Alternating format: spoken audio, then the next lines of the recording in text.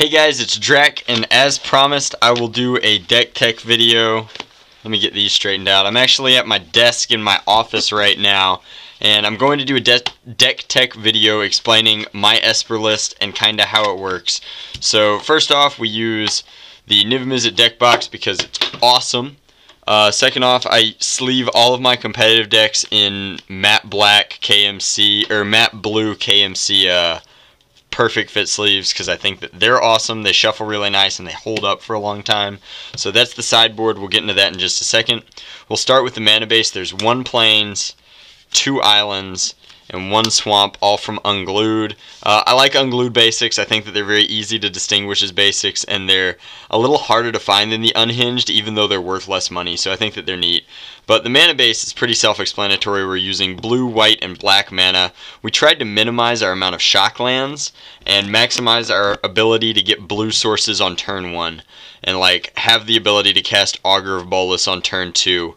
So our shock lands are minimal because we don't want to take a ton of damage in an aggro-heavy format, but we have 3 Watery Graves, which have a sweet Ral Zarek quote on them. After that, we have 1 Godless Shrine, which has awesome Cliff Childs art, and then I have 3 Hallowed Fountains, which have all been signed by Jung Park, but they aren't special.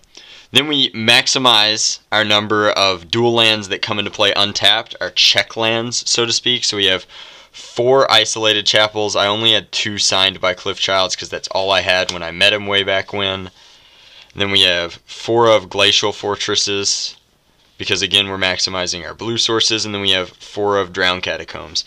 So we also have 3 Nephalia Drown Yards, which are sweet. They're also Cliff Childs art, but I don't have any of those signed.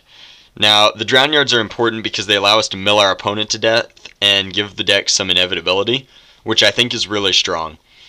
Now, I run 1 of each of these 3 Planeswalkers. I run 1 Sorin, 1 Jace, 1 Liliana. Liliana helps us live. Jace helps us win by providing a very fast clock. And Sorin is a life gain source and a tempo source and a real way to like win the game if, say, our opponent plays Witchbane Orb and we no longer have the ability to mill them to death, which is the primary win condition.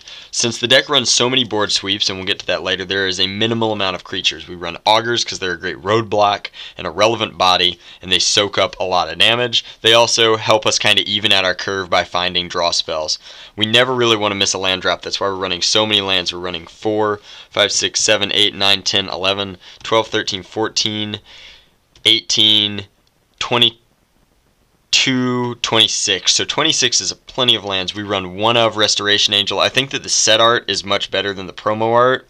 So I have 1 set foil and I play it in this deck. I'm running 3 of Tiago or Snapcaster Mage because it's probably my favorite Magic card in Standard right now, and I just think that it's a great value card, a great tempo card, and I just like it a lot. I'm running 3 of Azorius Charms with they both help us live and help us dig for extra lands to try and like make sure that we hit our board sweep on time, but their ability to tempo something to the top of the deck is really important against mid-range decks. I'm running Dimir Charm because it helps me dig my way out of land pockets. There are lots of things that I can toss into my graveyard for value, and it also kills things like Huntmaster of the Fells and problem early creatures like Stromkirk Noble and Ash Zealot. It's just really good for that. As I mentioned before, I'm running a full set of board sweeps in that I have 4 Supreme Verdicts and 2 Terminus main board, and I think that that's just really important. The deck wants to get 2-for-1s wherever it can, and the ability to sweep the board like this is really, really cool. And I have a lot of ways to off-turn into my Terminuses, which will save you when you need to. So I'm going to tuck the mana base up so that I can make more room here on my desk. My desk isn't super-duper huge to lay out some of the spells. So I have 1 Victim of Night and 1 Ultimate Price. Victim of Night hits Obsidat, and Ultimate Price hits a lot of other relevant things. But I like the blend. The blend is really good, and it kind of keeps your opponent guessing. I have Forbidden Alchemy, which is great for evening out and digging for answers. 1 of Syncopate to hold up counter magic on turn 2. I think that that's really important. 3 of Think Twice because it's the best draw spell in Standard right now, and then 2 of Dissipate because it's next to Syncopate, or probably more so than Syncopate, the best counter spell in the format. And I think that it's really, really cool. I'm running 2 of Tragic Slip, which pretty much are a catch-all. My deck has a lot of ways to enable Morbid between its kill spells and it's Snapcaster Mages and Restoration Angels. So I think that that's cool. And then we are, of course, running the full set of Sphinx's Revelations because it's the best card in our deck. Frequently, it's just backbreaking to chain these together because you're gaining 5, drawing 5, and then the next turn you gain 6, draw 6, and it's just crippling.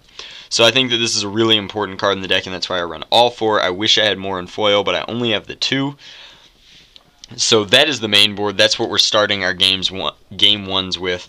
Now, what's really important about deck tech videos, and I always find to be interesting, is the sideboard and the reasoning behind that. So I'm going to lay out my sideboard and talk to you about that and kind of like what each card is in there for. And you guys are free to evaluate my choices there and let me know if there are any better ones. Obsidat is a great card against mid-range. It's also a great card in the control mirror. I find that it's really, really good. Pithing Needle is again for mid-range. It's a great way to shut down weird cards like Garruk and Vraska that we just don't have other awesome answers to because we're not running any detention spheres. Feelings of Dread is awesome against aggro. I don't need to explain that card. Restoration Angel is also good against aggro.